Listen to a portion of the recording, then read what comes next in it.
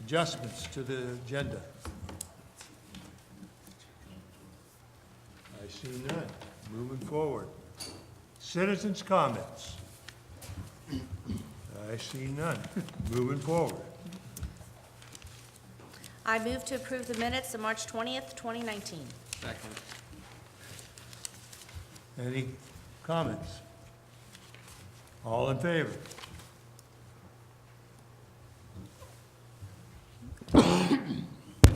Same? Is that? Other than that, we're good.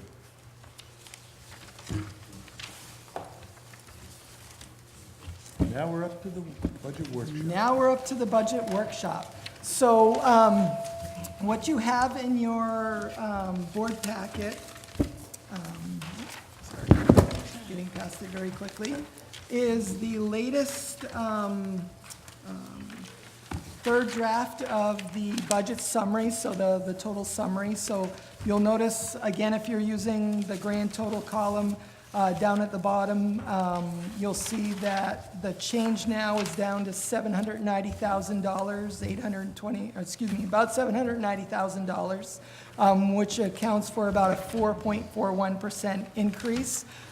We were able to adjust that because we did get our rate on health insurance. They told us the highest, we had budgeted originally for 10%. They told us that the highest it will be is 7%. We're very confident that it's probably going to come in lower than that individually for us, but we'll only have that number April 5 is when they're going to tell it. We're hoping we'll get it a little sooner than April 5, but no later than April 5 we'll actually get our number. So again, that will be a little bit of an adjustment once we know what the actual number is from our insurance carrier. So that 4.41 does reflect that we did drop it down from a 10% increase to a 7% increase, just so that you know. Then if you're looking at the next couple of pages, that was page 5, the next couple of pages, and I know we'll be discussing things, were updates on the revenue side of things. So page 6 and page 7 are those updates on revenue side of the budget. So I'm not going to get into a lot of specifics. Bridget, is there anything you want to add to that? Not at this time, okay. So 6 and 7 were the revenue side of things. And then if you go to 8, 9, and 10, then you'll see, and this pretty much kind of looks very similar, but it's where we are with the budget increases, third draft, along with the budget decreases and budget reductions on page 10 of kind of where we are currently. And then I did put in your folders a class. We were, I believe it was Betty that asked for a configuration of what it looks like. So you do have a configuration look at what classes would look like with absolutely no changes, no changes at all. The pre-K numbers that are there in that configuration number 1 are like, if we left everything alone, this is what it would look like. And those pre-K numbers are estimates at this time. So it's people that have signed up to this point. We fully expect, because pre-K, what's the word I'm looking for? Registrations and screenings don't happen until May. We fully expect that those numbers may see some more changes as we go forward. So it's just kind of an up to this point kind of look. So just keep that in mind when you look at pre-K, because those numbers are not set in stone. But then you'll see going forward all the kindergarten through 5th grade classes at all 4 of our elementary schools and what they would look like with absolutely no changes going into next year.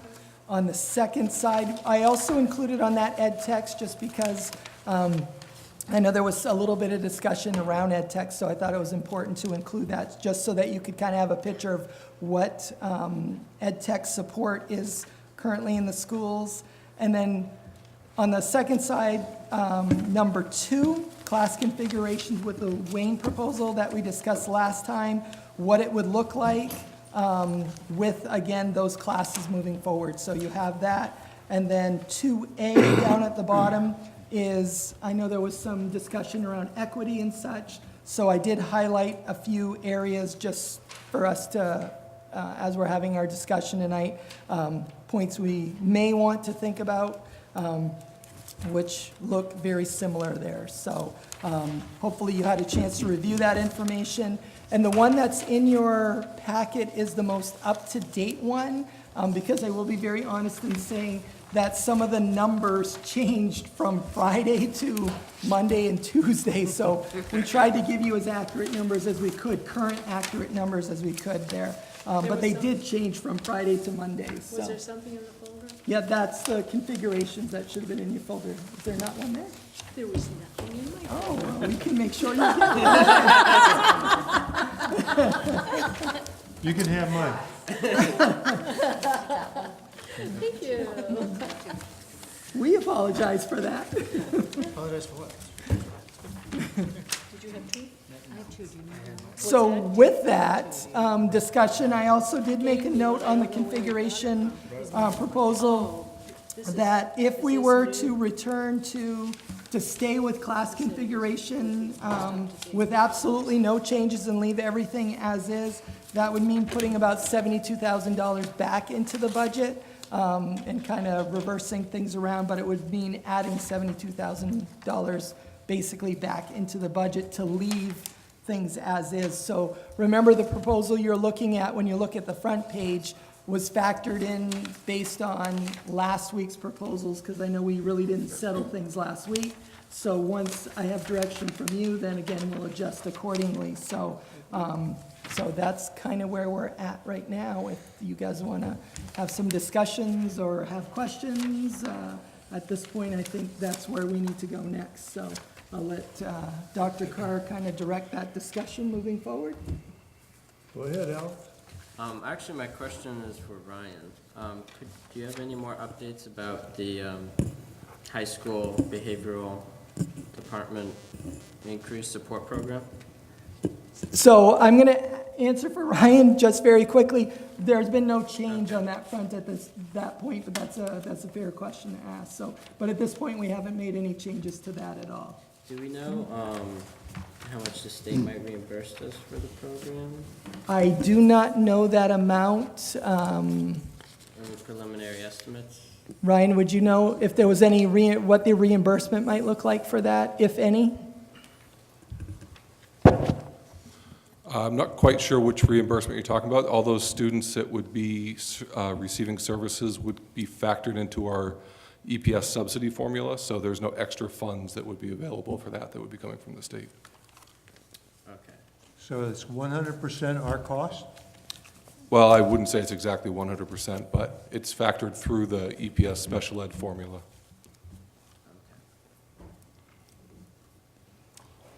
You said at one time that there were funds probably in the formula for extra expenses.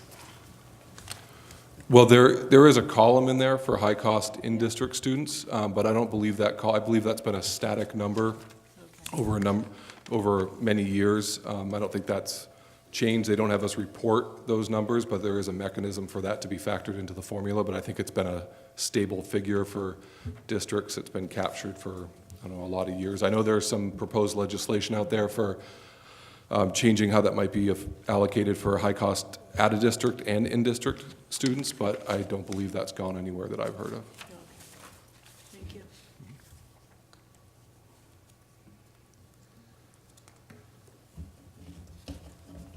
Any other discussion? Go ahead. So my question was Reedfield Elementary School, 5th grade, on our class configuration piece of paper. Yes. 22, it's highlighted. Yep. Because remember, that was, I wanted to kind of keep that out there because that was a request that came from Mr. Boston. And based on the needs and such that he spoke a little bit about when he did his budget presentation. So again, I just kind of wanted to show, you know, that's there. We do have a class that's looking at 22 there, which is the kind of the same number as those Wayne combination classes, so. So, would we add anything, or? No, No. that's, Oh, I, okay, yeah, so you just at this, highlighted right, it. I just highlighted it Okay. just as a way that you can see where the biggest class sizes are, or individual class sizes are, I should say. Yeah, so like, Okay. this is the minimum to keep them together kind of thing. I don't think we have a minimum or a maximum, it's just, that's the number that they currently are right now, and Okay. there was a request to break them up, so that's why I just kind of wanted to put it there so that we were, you know, as we were having our discussion about equity and such.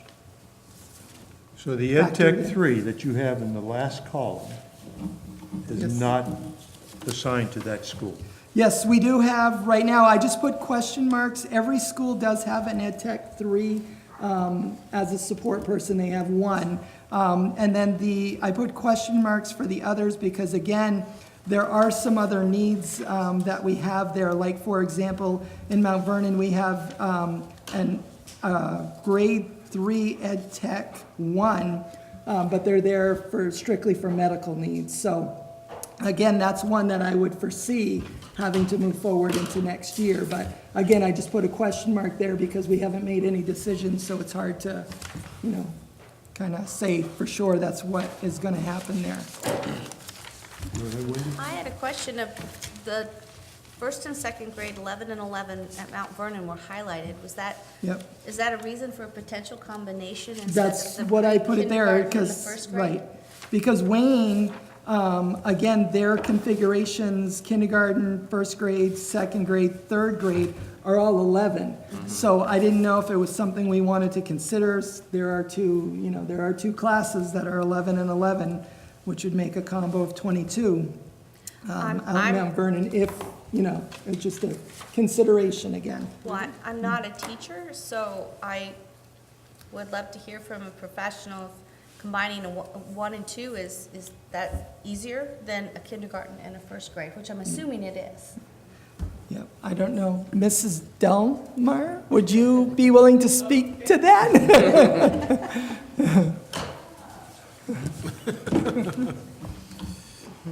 No pressure. I think currently the way our curriculum works is we are very grade-specific. So we have a kindergarten curriculum, a first grade curriculum, a second grade curriculum, et cetera. So putting these classes together is definitely a challenge. Mr. Boston can speak more strongly because this is the first year that Wayne has had a single kindergarten, first, second, and third grade classes. 4-5 is still a combination. Is that correct, Jeff, last year that you had a 2-3? Yeah, and in years past, they had a 1-2.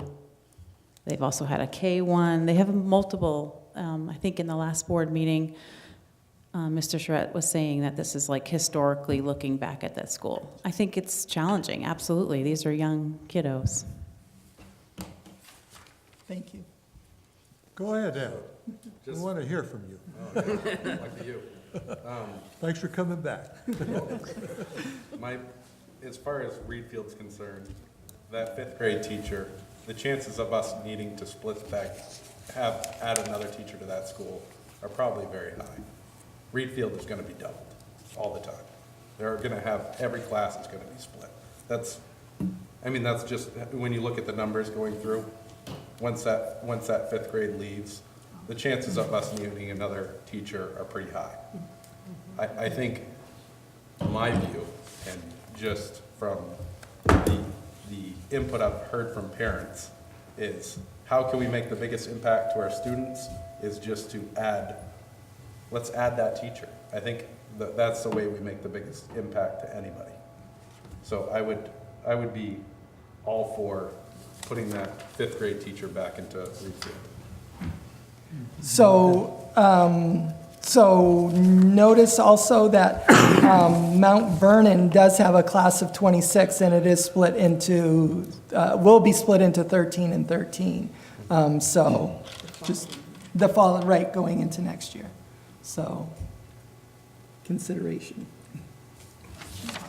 Yep. Add to that.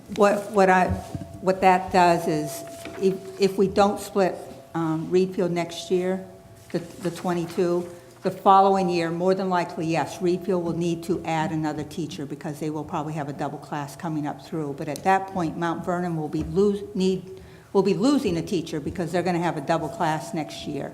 And so we could just shift that teacher over to Reedfield without increasing the budget. Could. I'm more interested in, I think the transition from 5th grade to middle school, at least for my kids, it was hard. And I think that if I don't think our administration would ask for something that is not needed.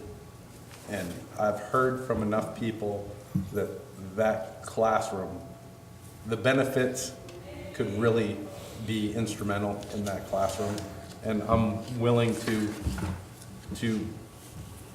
put it out to the taxpayers, say, hey, this is what Maranacook's about. You want individual schools like this at the elementary level. There's a cost to that. And I think Sean said that at the last meeting. There's absolutely a cost to that. Why are we nickel and diming when it comes to classroom teachers? That's ridiculous to me. Don't do it. So I'm all for putting classroom teachers in the budget. Let's go.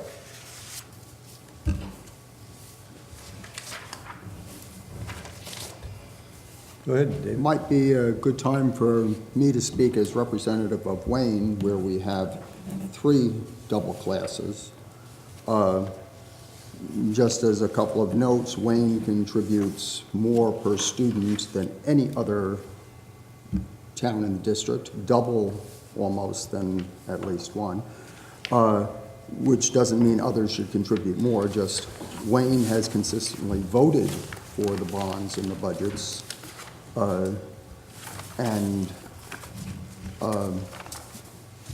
So having Wayne shoulder the burden of most of the teacher cuts is a little bit hard to stomach.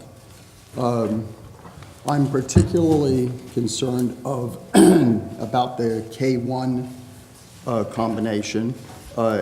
As was just mentioned, it happened at least once in the past. I'd like to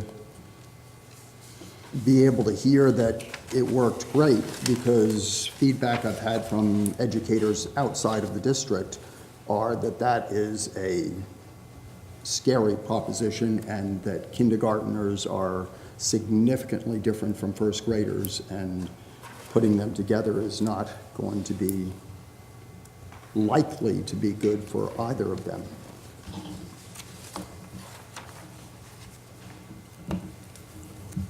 Go ahead, Jeremy. Yeah, I like class configuration, the way you guys did that. I wonder, I can't recall how many students are in the 5th grade class at Manchester right now.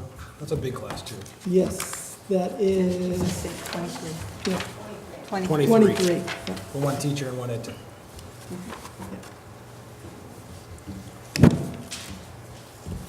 Go ahead, Kathy. So I agree that when we're looking at the budget, the most important thing to do is keep in the budget what's closest to the kids. And the teachers are closest to the kids. But what I would like to say, if we're going to do that, and I would support that, we need to look at what we're going to give up to keep the teachers, because I think that's probably the most important thing. And I'm looking at Mount Vernon Kindergarten right now with 18 kids and one teacher. That 18, when that becomes 20, which it probably will, is there a plan for that group of kids? Because that's a lot of kindergarten kids with just one person. And there is a little bit of uncertainty with that, because you're right, you could have a couple move in, you could have a couple move out, you just don't know what can happen, and we're already starting to see that just in the numbers from from Friday to Monday, there was a change. So we know that we're kind of in that time of year where there's a little volatility with what are the numbers going to actually settle out to be, so. So I would just be concerned about a class of 20 kindergarten kids with one teacher.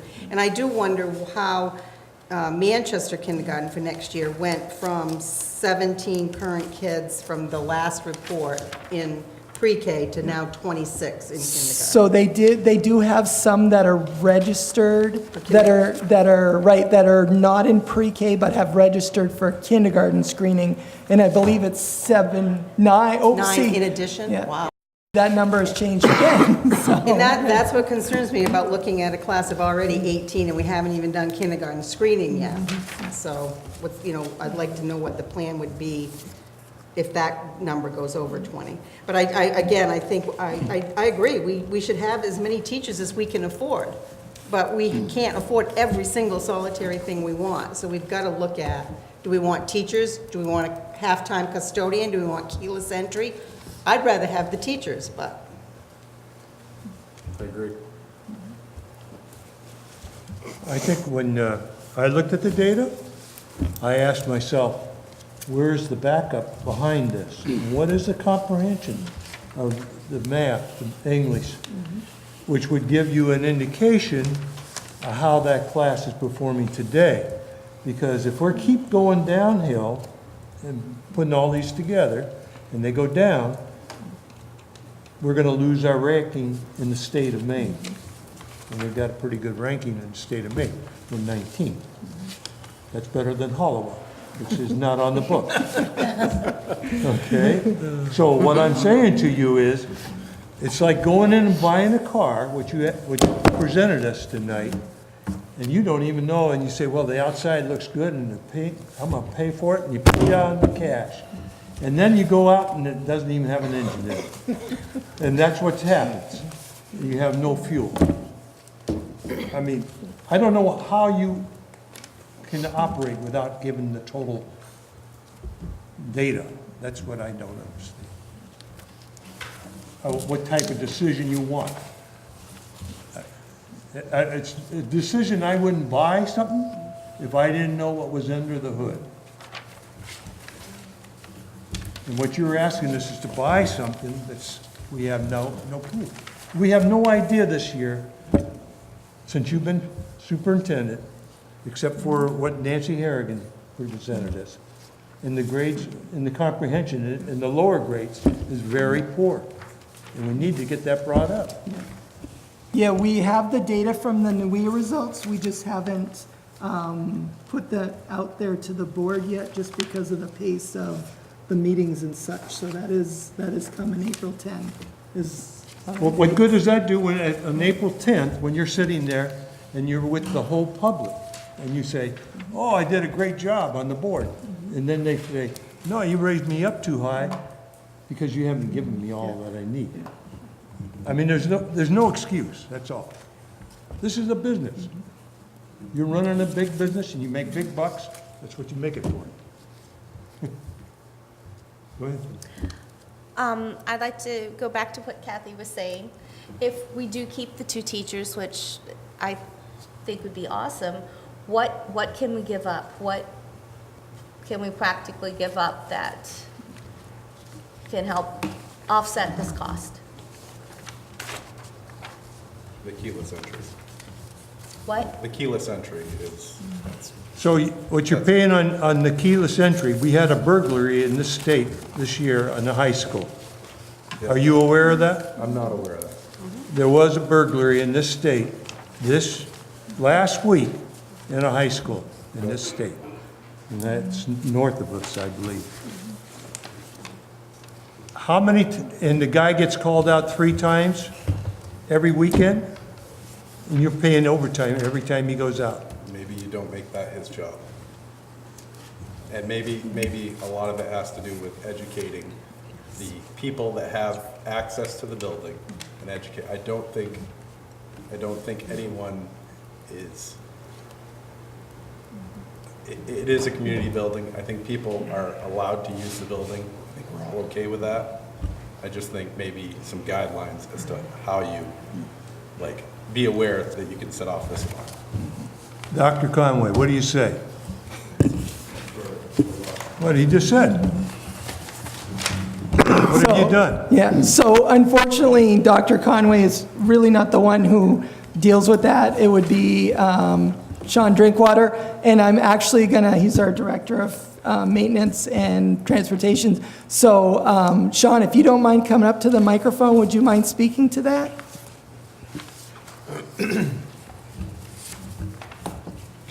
The keyless entry, I know it's something you guys want to cut. I understand why you want to cut it. We can train. We've tried to tell people how to come into the school. We've left numbers right above the dial pad that if you make a mistake, call us. It doesn't happen. They take off, they run. I was at the Windsor Fair, got a call, had to come back. It happens all the time.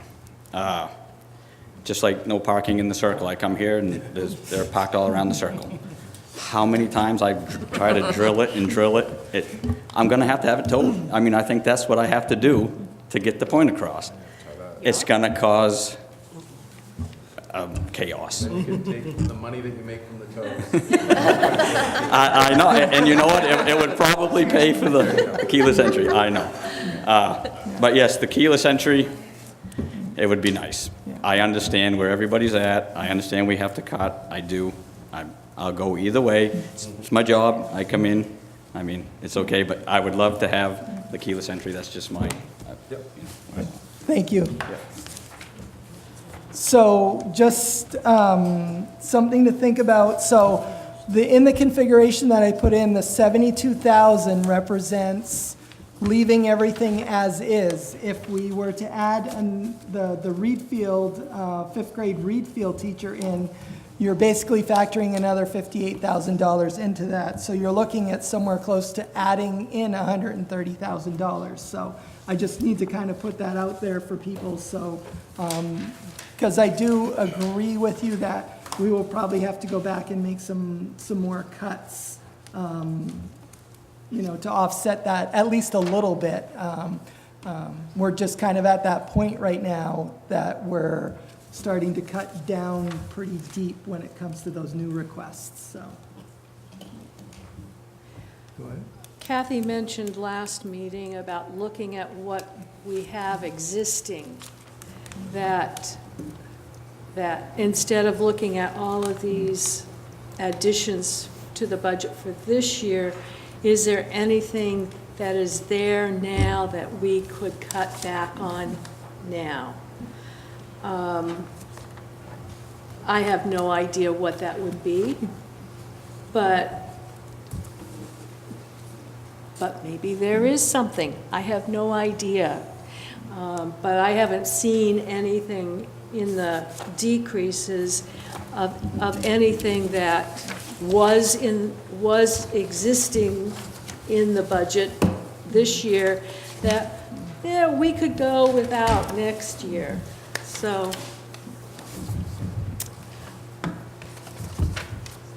that's tough because we are looking for things.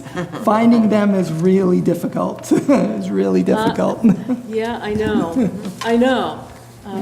We're going to continue to look for things, obviously. It's not something that is just one and done we forget about. We're constantly going back and looking and saying, where are we? Is this something that, we could do without moving forward? It's a tough thing to do. Yes, it is. I know. I've had to do it before, so I know how tough it is. Melissa? So I'm going to ask a very probably stupid question here. When I think about doing my own finances personally, you have things that have to be done, like paying the heating bill, okay? Here, there's a lot of like safety and things. The first things that I personally cut out are the cosmetics, okay? So no dyeing my hair, no getting my nails done, no getting the car washed. I know painting is basic, but if you add up all the painting in the gardens, that's a teacher. The gardens have been cut already. I see that, but if we keep going, something is simple, and I know, oh, well, then it doesn't look nice. Well, so then we aren't the best looking school, but our kids are smarter because we've got the teachers. Like, is that even an option, or is that something that? It's $26,000, I believe. There's half of a teacher's salary right there in paint. I'm just saying, like, yes, it doesn't look very nice, probably, but I would rather get rid of some painting and have a teacher. Okay. That, years ago, that was let go, and basically the whole outside of the Wayne School started rotting away. If we don't keep up on the painting, our buildings are being brought again. And so we do that level of painting every year. And if we don't keep up on it, our buildings will fall apart. I mean, so. Go ahead, Sean. Oh, whoops, sorry, I didn't leave it on. I guess, I mean, how I kind of look at it is, so we're proposing to cut some teachers, 2 teachers. And I hear it's hard to cut things, but to me, it should be looked at as what is directly, put it in 3 different categories. Like, yes, this is going to affect students, this is going to affect students really bad, and this is going to affect students even more badly. And to me, when you're cutting teachers, that affects students directly. I sat in a parent-teacher conference, I don't know when it was, 2 weeks ago, and the teacher, both my children's teachers looked at me and said, only if I had more time with your child. Well, when you're taking, I'm not an educator, but when you're taking, to me, if you're taking a kindergartner and a first grade teacher, and a second grade teacher and a third grade teacher, and a 4th grade and 5th grade teacher, and you're combining those children together, there's a big difference between a kindergartner and a first grader, and I would even argue a 2nd grader and a 3rd grader. Maybe as they get a little older, there's not a big as of a difference. So that teacher is gonna have to spend the time meeting of the kid who may have never went to school, may never went to pre-K, may have never went to Head Start, or any of those type of programs, because their parents didn't have the opportunity, they had to work, childcare, whatever. So to me, it's, maybe we don't want to cut things we currently have, but maybe there are things that it would affect the child, but maybe not as bad. And I think that's that's where we're at. I mean, there are things we have, yeah, we all want, and it might stink to cut, but the teacher is the first line of defense for that child in their education, in my opinion. So I would make a motion that we add the 2 teachers back in at $72,000. So I just want to clarify, one of the reasons why that proposal came about is because we do have a resignation in Wayne. So, and being able to take the other teacher and move them without having to have a brand new hire was kind of what I did. And that came from the suggestion from the board to look at what could we do around staffing and attrition and those kinds of things. So that was the first look. I just want to clarify that for you. I don't think you need to make a motion, Sean. I think I just need direction from the board as to what you guys want to do. If we're looking at putting those teachers back in, that's what I will do. And then I'll go looking for another way to offset that. I'm just looking for direction at this point, so. So have you performed this sheet on the middle school and the high school? I do have, yes, I do have. It always looks a little different because the configurations at the middle school is in teams and the high school is by departments, so it does look different going across those 2 buildings. It's not as cut and dried as that, but we do have sheets on that at this time, absolutely. So what is that? Is there anything there? I think there is potential moving forward, but I also know they're in the midst of scheduling right now, and that'll kind of determine a little bit some of the class sizes. So, and I do know Dr. Conway's in the middle of scheduling for the high school at this time. So the high school's kind of a different animal, and I don't mean to kind of push that down the road, but it's true, just the way their courses are set up and departments are set up, it looks a little different. So. Middle school the same way? Middle school is the same way. They do those, they do the multi-age teams, so 6th, 7th, and 8th. They basically have 3 teachers on every team, so the class sizes in the middle school have been very consistent. Go ahead. I feel like completely nickel and diming here, but the coaching positions I just having kids in the school, I know that there's some programs that have 1 kid to it, or less than that. I don't think if a program has 1 or 2 kids, it's worth the district spending money on a coach for that. And I know that sucks, but if there's not enough interest, I don't know that is necessary. So I think that there might be positions out there that we either haven't used recently, and I think that those can just be moved to the sports that are more popular. And I know that's a really cheap thing to do. And I don't want to get into the nickel and diming. I just think, as a board, we either need to take a stand that we are going to have a level of expectation of education and what we think our kids deserve, and we're going to go to the community and we're going to say, this is how much it's going to cost. We're not being outrageous here. And they can come back and they can have trouble with that number. But at the end, I think if we took everyone and we talked to them and said, hey, this is the issue. Are you for or against it? I'm pretty positive that most people would say, yeah, I want another classroom teacher there. I don't think people, when we're talking about classroom teachers, I don't think that the communities would want us to go after those first. That's all.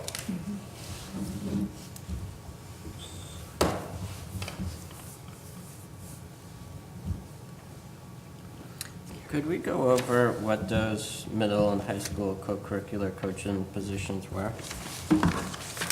The ones, are you talking about the ones that were there? Yeah, Alex? the 4,657. Yeah, sorry. Cross-country and skiing, right? One was cross-country. Well, Sorry. okay. Yeah, go ahead. There originally were 4 additional ones put in.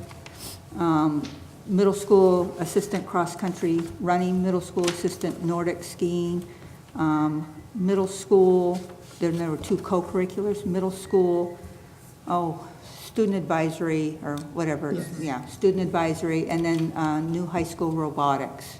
Right now, the middle school assistant cross-country and Nordic have been removed. We still have in here middle school Like the student. student advisory. Thank you. I keep thinking student senate because that's the high school and I can't come up with the word. And then the robotics are still in the budget right now.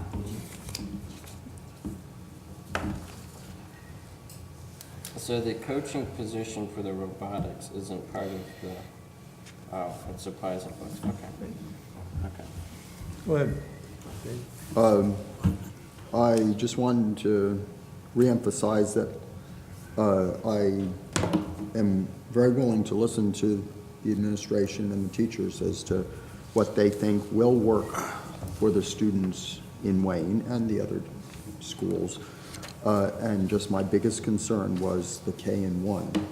And so just in the perspective, could we keep the teachers there, but lose one teacher or something like that? But I am very willing to listen to the administration and the teachers as to what will work.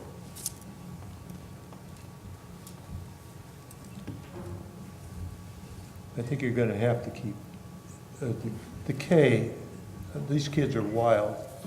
That's a good way of putting it. They learn how to sit, you know what I'm saying?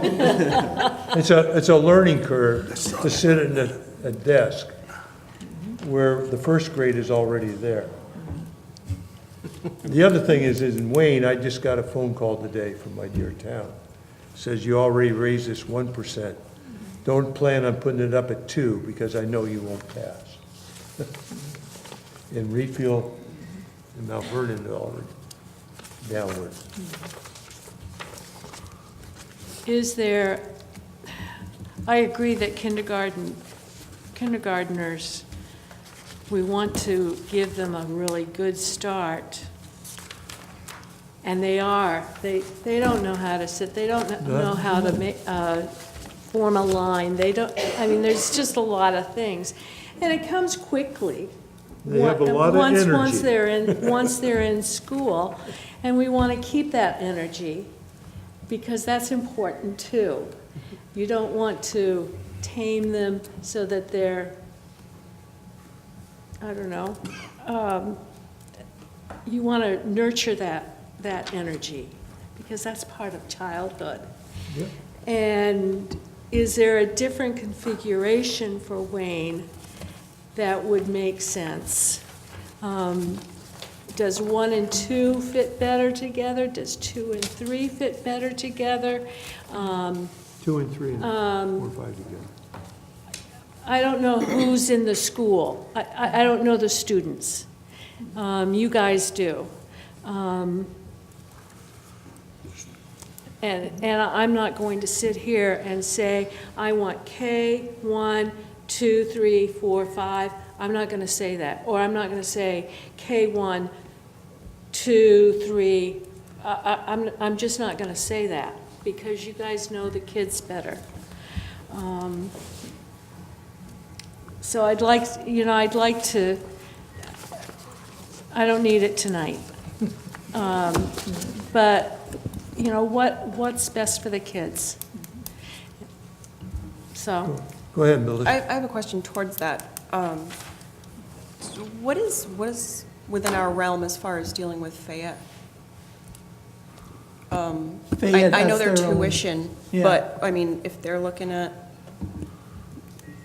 10 kindergartners and Wayne's got, No, they keep their own. you know what I Yeah, mean? Like, they're is that separate- just a Yeah, they're a no way, separate no day district. Yeah, situation? they're a separate district. Okay. They have their own I'm just trying to think school, they have outside their own of- superintendent, all that kind of stuff, so. Outside of the- Yeah, they really tuition in 6 through 12. They have that choice. They can go to us, they can go to I know. Spruce Mountain, et cetera, so, yeah. Yeah. Though I do have a question. Could we do 2, 3, 4, 5 in Wayne, and then do 1, 2 in Mount Vernon, and would that still work? And keep in Wayne K and 1 separate? Is that a possibility? Yeah, I think everything's on the table at this point. Okay. I mean, if we could do that, then, I mean, we've been talking about our biggest concern being that merging first grade and kindergarten together. So if we can just have those separate and just merge 1 and 2 in Mount Vernon and 2, 3, 4, 5 in Wayne, we wouldn't be touching kindergarten and first grade.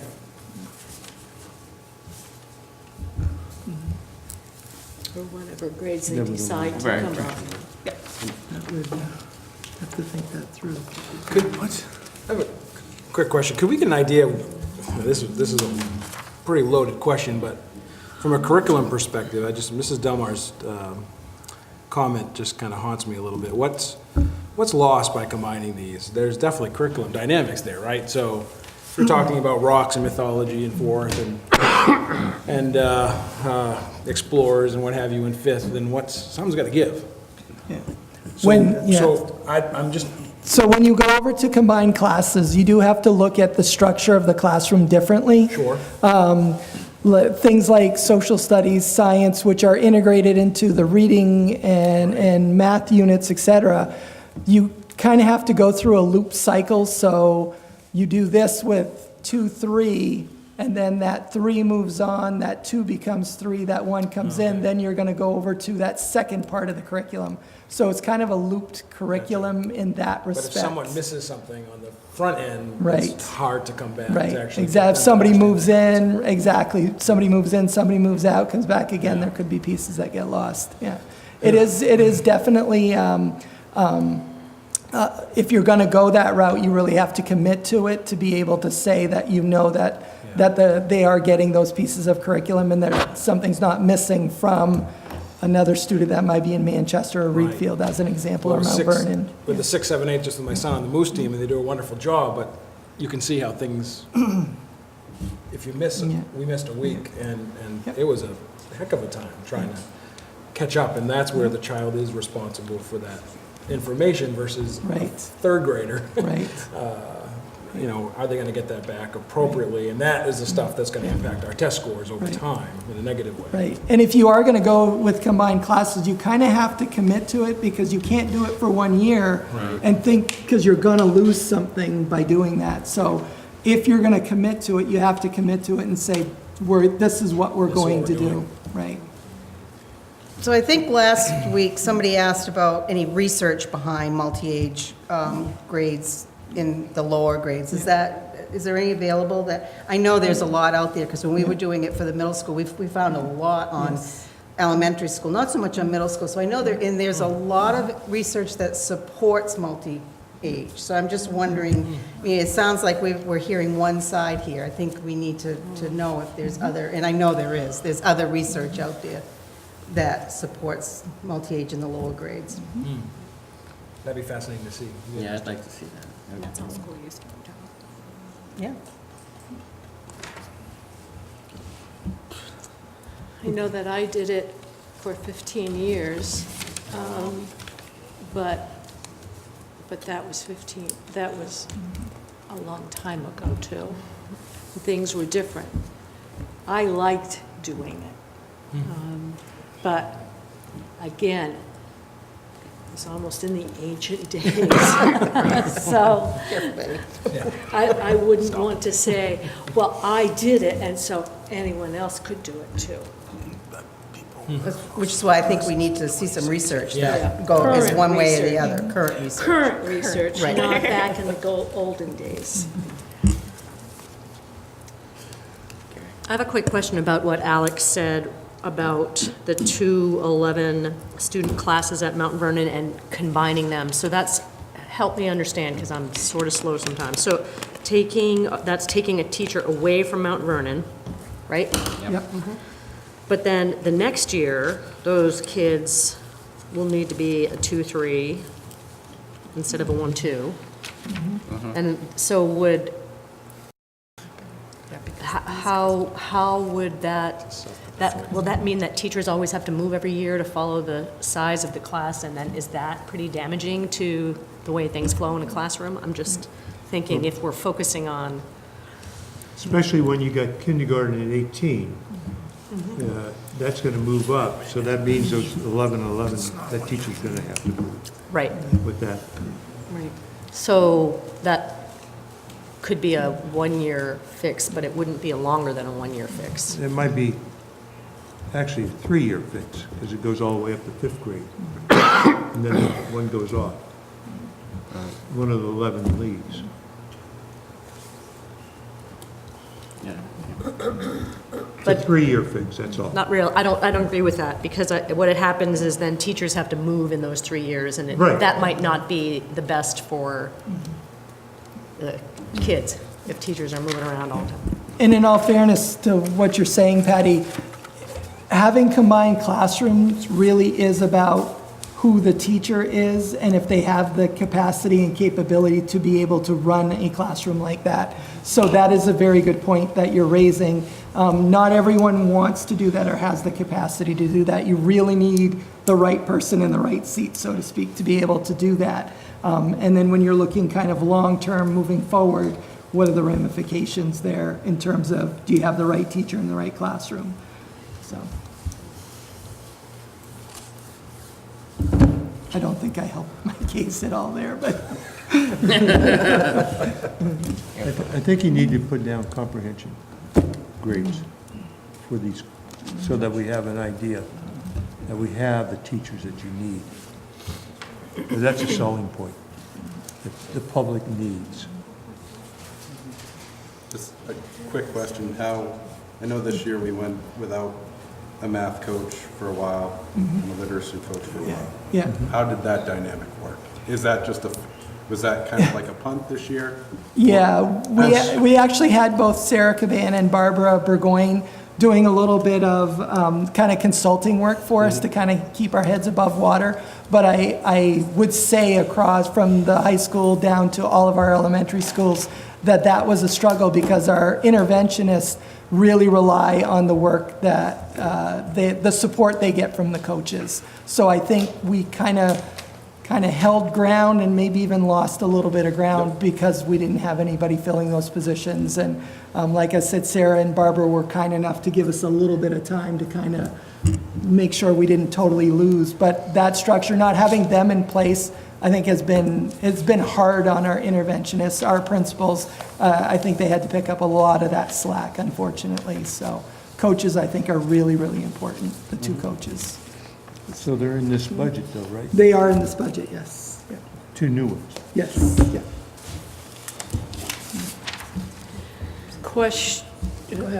Question, do we need, I know that, do we need full-time coaches? I don't know. I know that they do such great work. But we're looking at classroom teachers too. So, just a question to throw out. So I'm just going to respond to that. In my experience working with math coaches Thank you. across the state, the people that have more than one school in their caseload, the coaches, they can barely keep up with what they've got full-time. And in this district, we're doing, what, six different schools, so we need 1.5 of each of them, really. That's my opinion. Do the schools that you work with, do they have instructional coaches as well as interventionists? Some of them do, some of them don't. But if they don't have interventionists, the coaches don't work as interventionists, they work with the classroom teachers to help the classroom teachers with interventions. Yeah. Thank you. At a curriculum committee meeting, not yesterday, but earlier, I can't remember the date. Oh.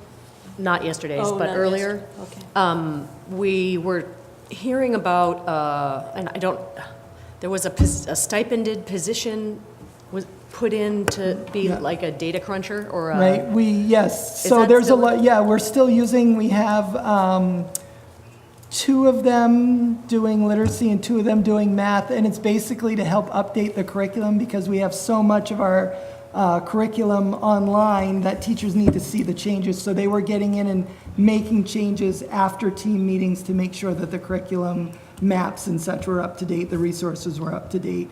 And that really was something that the instructional coaches typically did, but because they weren't here, nobody was doing it, and we really needed that work done so teachers had access to what they were asking for, basically.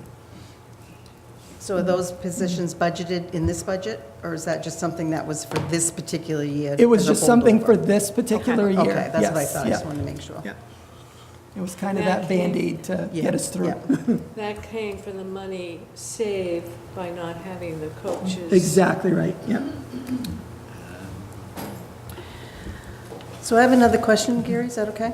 Go ahead. I'm going to address this to you, Jay. I'm going back to the high school behavioral program. I know that we talked about the age, the span of grades that have to be included in the program. It was my understanding, and I could have misunderstood when Ryan was talking about this, he was talking about 8th graders coming to the high school that need this program. So I'm wondering if there are also going to be next year, there'll be next year's freshmen, so are there sophomores, juniors, and seniors that will also be in this program next year? And if not, does that bring that span back down to within the limits that we can work with one program? Right. From what I understand, and Ryan, you can correct me if I'm wrong, we do have a couple of high school students that would benefit from having this type of program now. So I think the span gets too big knowing these other students that would probably be able to take advantage of this kind of programming that are currently in the high school that we're kind of doing the best we can with, but if we had this, this is where they would go if they had that behavioral program. So the span gets too large. Can you remind me what the span was? Yep, it was, I have that. It was a 5-year 5 span, I years. believe, yes. 15, 20 is the high school span. Okay, yep. I couldn't hear what you said. 15 to 20. Age. 15 to 20 Age. is the high school. Oh, Yeah. ages, okay. I might be missing something about this too, but isn't the things that you're proposing, Ryan, in the budget for this are kind of non-negotiable, aren't they? I mean, they're like kids' special ed plans that we have to follow. Yeah, Is do that- you mind? That was supposed to be a question, but I didn't really say it like a question.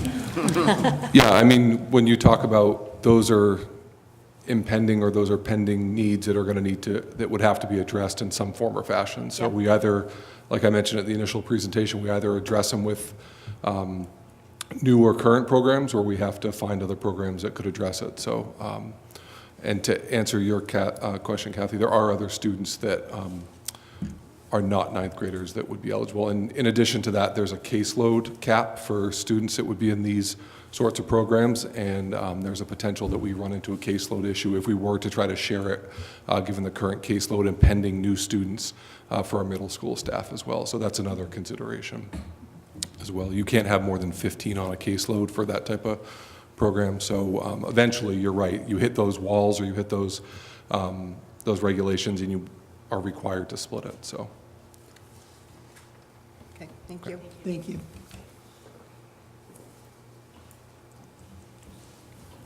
So I saw one thing on this thing that Wayne Elementary School rot. Where is that? Sean, do you mind addressing that? It's on the backside of the gym. I'm sure you're aware of out back, they have a basketball hoop mounted to the back of the wall. It's got plywood that hangs down. It was never sealed right behind it. Water's got behind it for years, and behind that plywood, it's all rotted. And that's going to last 2 more years?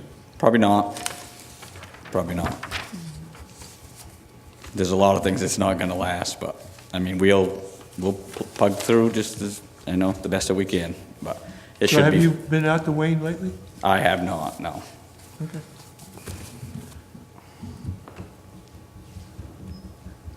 I thought that was still in there. No, it's over here. Oh, okay. I'm not worried about that. Yeah, I'm not worried about rot.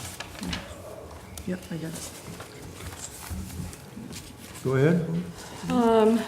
Sean, again, could you speak a bit more about the maintenance custodian half-time position that Yep. you're proposing?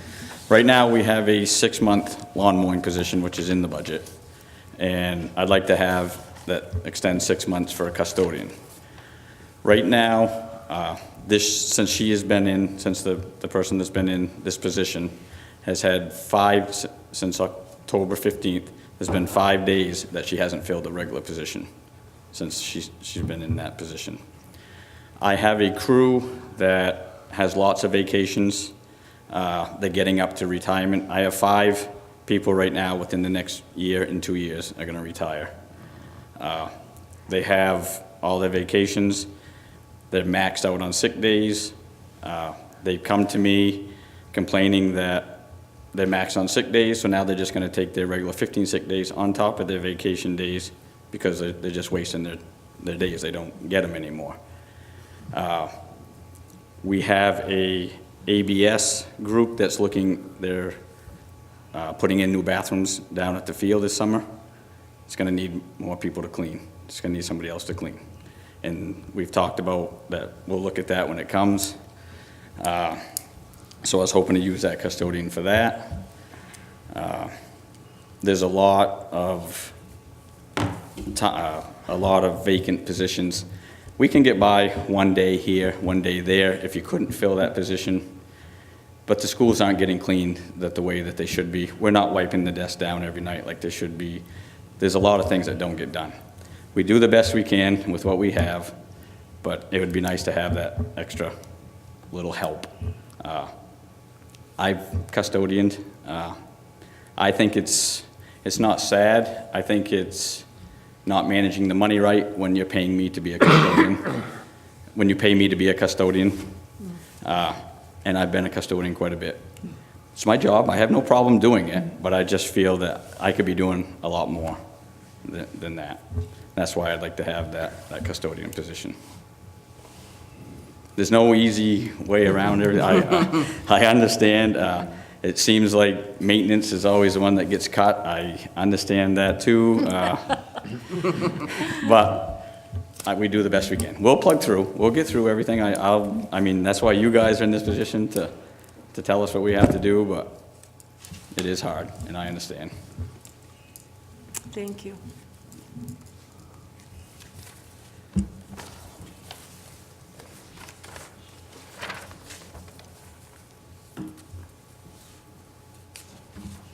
Any more comments?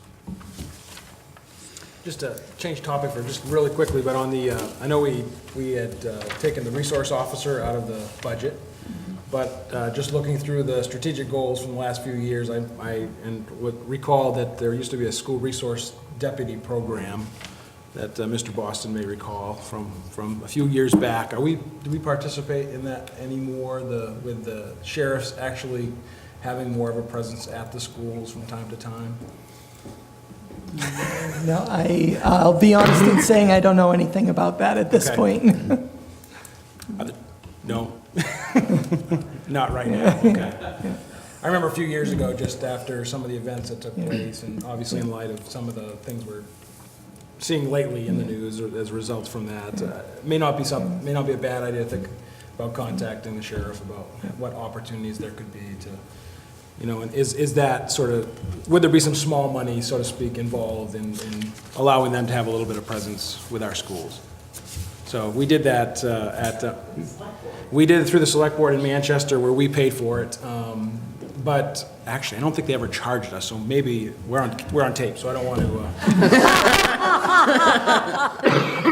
I don't want to go back to that, but I assume we're grandfathered at this point. It's a different sheriff, so that happens. But in any event, I know they had more presence, and I think that would just be a nice opportunity to make that linkage between the officers and the schools, if possible. Yeah, I like that idea too. That would be awesome. Something that looks like a More interaction. like a program. Yeah.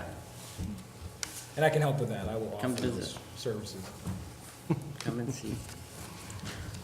Can I ask another Snow days clarif- working. So, yeah, we have a presentation that's coming on that also, so. What day? We have a meeting coming up, I believe. We still are in kind of committee working on some details, so it will happen. I just don't have a date for you at this point. So. Before the end of the year? Oh, yeah, absolutely, before the end of the year, yes. Because one of our goals with that is to try to put in the request with the state to try to pilot something, so. But we have to have our plan in place and voted by the board before we can put in that approval, so, or get that approval from the state, so we're working that way.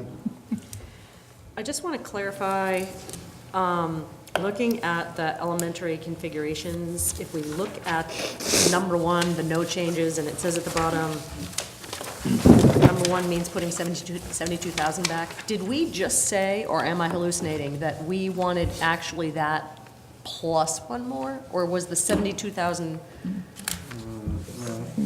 what would we, Yeah. yeah, So if you add in Reed Field, it bumps us up to about 130,000, yes. Thank So, you. yep.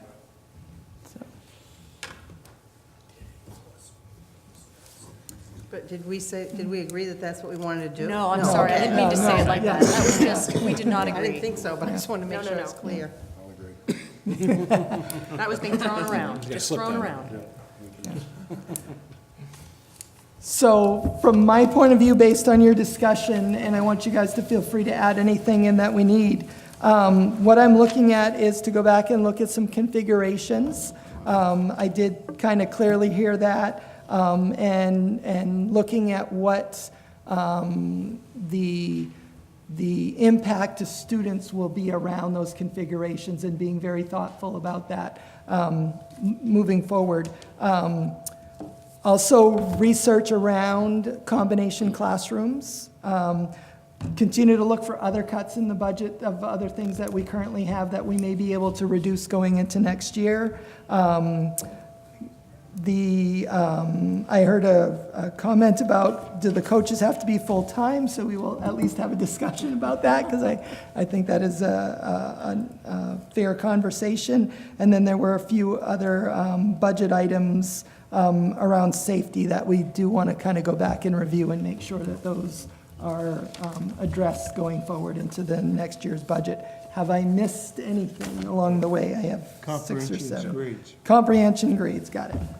Then the last thing I'll say is, just watching the meetings online, I was one of the couple of viewers. I don't want, after this budget pass, to have our administration team feel like, I wish we would have got that.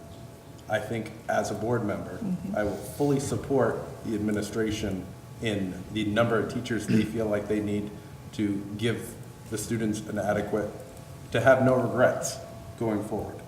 And I don't mind going to the select board or townspeople and saying, I mean, I don't understand how they could argue against that.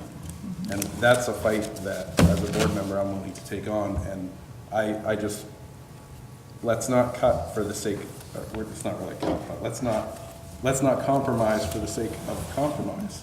We're giving, if that's what the kids need, let's give them that. And if they don't like the configuration of the school district, they can, there's ways that they can change that later on. But I don't think that it needs to be, I don't think that we need to give in and somehow make, have regrets later on. So I just want to respond to that, Adam. I agree with you. I mean, like I said before, I think that it's important that we have the teachers that we need, but I will say, and I know this is true, the town of Mount Vernon has specifically said, we don't need any more teachers. So I just... In Mount Vernon. Right, no, across the district. I mean, we're paying for everybody. When we're talking across the district. So I'm just really worried that if we don't look at cutting something that's going to offset that cost, this budget is not going to pass, and then where are we going to be? I just, as a board member, I think that we have a responsibility to bring to the communities, to the public, something that they feel that they can live with and pass. And it just seems like it's been so many years that we've been saying, well, let's let the public see, let's see from the public. And they have supported us, which is awesome. But what happened with that referendum is making me really nervous. I mean, and that's when I think, when we think about all these maintenance cuts, people are saying to me, what do you mean you're adding this in for painting? What do you mean you're adding this in for this? What about that referendum? Wasn't that all covered there, and now you're adding all this more? So and maybe the feel of the community is different per communities, but I know what it's like in Mount Vernon right now, and you know, I know it's a small amount of voters, but I think we still need to listen to their voice. Go ahead, Ben. To go along with that, to have a budget voted down, which, after the meeting with the select boards, I feel like it might not happen this year, but we're getting closer to that breaking point. And to have a budget voted down, you're going to have increased costs every time you go to referendum. You never know what it is exactly that the public is rejecting. And so you make cuts, and it may not be the cuts that people really want. And so if we can, I agree, in the best of worlds, we give, in the best of worlds where money is really no problem, we can keep adding.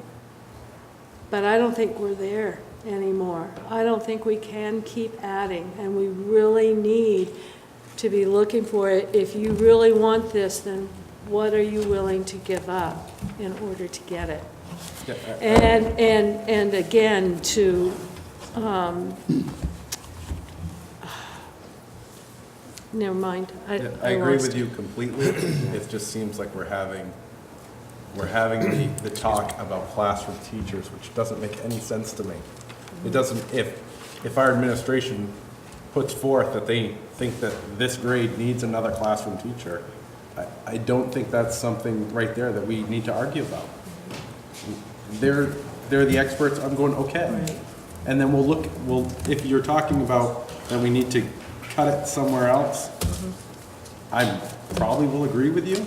But I'm saying, as far as having classroom teachers removed from the budget, it seems ridiculous to me, in any form. I think that they make the biggest impact, and I am just completely, that's where I think that we get the most bang for our buck, is in the classroom teachers. I agree. Looking at classes of 11, it's hard. But I guess I'm and I know trusting you the get a big administration bag. has to say they know those 11. Right. And I don't think they're being frivolous about that. So I mean, there's lots of other there's lots of other borderline classes going through, maybe there's not, now that I'm looking at it. Yeah. But they asked for that one to be split. There's a reason that they did that. I'm gonna trust them on that. This may be a stupid question, but in looking at page 7 of 10, local dollar calculation, down where it says percent increase, decrease in required local contribution, looks to me like Manchester's required local contribution is going down 1.38%. Mount Vernon is going down 4.2%. Reedfield is going down 3.5%. So each of those communities is paying less under this budget, but I may have understood that wrong. Thank you. No, that's only the required local under the ED 279. If you look down below, 1, 2, 3, fourth box up from the bottom, that shows you the total of everything the town needs to raise. So Manchester is going up 4.93%. Yeah. Mount Vernon 2.87%, Reedfield 5.34%, and Wayne 7.33%. Thank you. Bridget, along that, when you look at the local percent increase, decrease, 2019, 2020, the line right below that,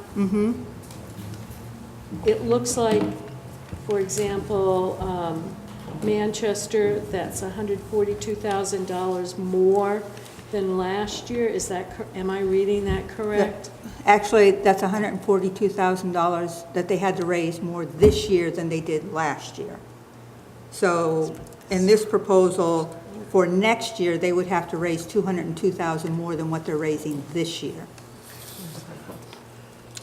And I went to the selectmen last night, and they weren't very happy with that dynamic. But at the same time, I also mentioned our proposed number 1, and they said if we need to do that and support that, they will. But they'd love to find some of these efficiencies in the current budget, if that's an option.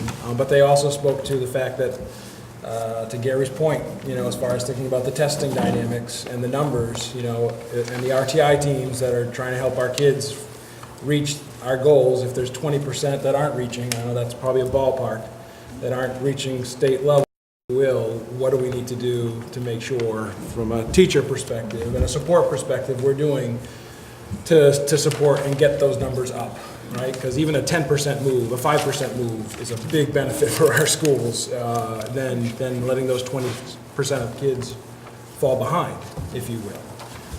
And so I think that's something we got to be really mindful of. And I think that I would hope, I agree, that the towns would pay more to make sure that number's going up than they might for other things, if you will. So I think we've got to be really mindful of any gaps we're seeing, and especially the RTI side of this, which is a major goal in our strategic plan as well.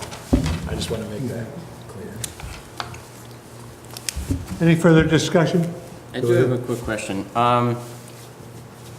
I know we presented this at the, when we were going around with the select boards about how much the bond would cost per town.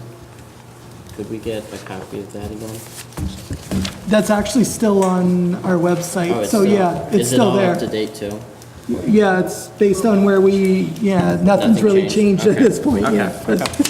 Now I want to see that. Any further discussion? Go ahead. I'm going to change it up a little bit. For one, Jay and company, thank you, okay, because from day one, we walked in with an 8-point-whoa budget, and now you're at 4.41 after, you know, we put you through the ringer of cut, and crazy, and then I can't imagine being in your position right now with like the contradiction between cut and then why would you cut that? And now looking at it with being 4.41, originally, there was a lot of talk of, well, I can't even imagine it being 2 or 3. And so I applaud you and your team's work. Thank you. Doing this. And there's been a lot of talk of we need to trust what the administration is doing as far as what they think is appropriate for this budget. I'm all for that, even though it kind of flops back and forth between let them do it and then let us come in. It's easy for us to come in a couple hours a week and say, yeah, get rid of it, or why would you do that? But you got the hard job, so applaud you for that. Thank you, Caleb. Agree.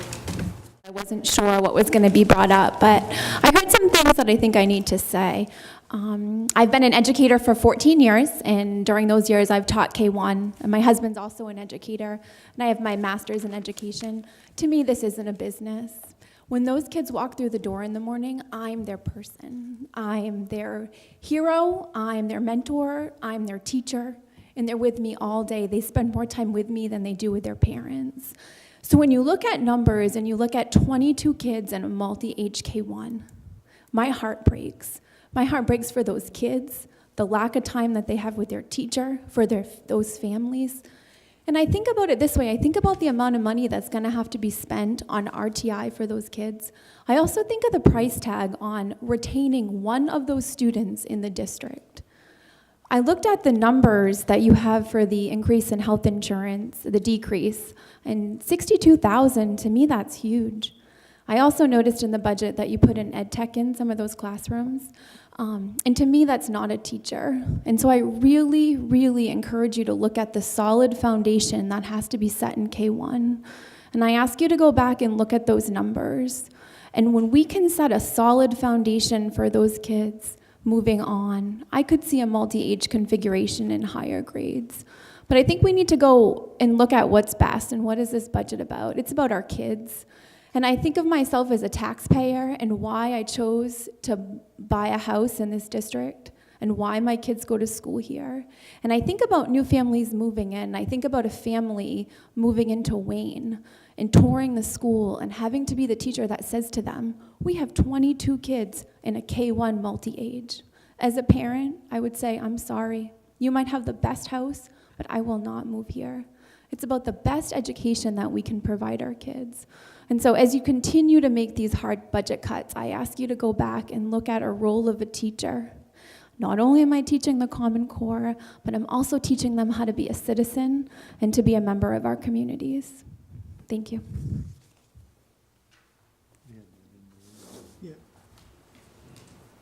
Any more?